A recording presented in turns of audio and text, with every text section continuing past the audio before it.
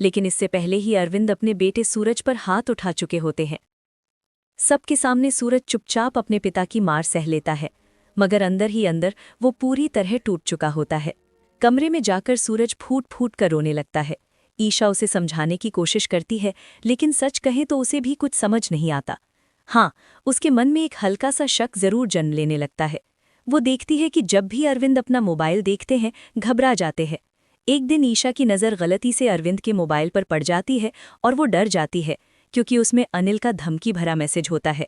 ये बात सूरज और ईशा दोनों से छुपी रहती है, मगर ईशा भी वही करती है। वो पत्नी होने का फर्ज निभाते हुए सूरज के साथ मजबूती से खड़ी रहती है। उधर अरविंद को ये भ्रम हो जाता है कि सूरज उसकी बात नहीं मान रहा और चोरी छुपे पढ़ाई कर रहा है।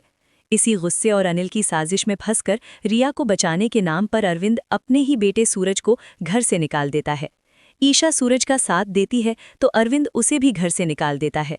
सच तो ये है कि ताइमा अब ईशा को बेटी जैसा मान चुकी होती है और उसका दर्द साफ दिखता है। घर से निकलते वक्त सूरज और ईशा दोनों का दिल टूट जाता है। सूरज की आंखों में आंसू होते हैं, मगर वो खुद को संभालता है। दोनों दुख के साथ घर से बाहर आ जाते हैं।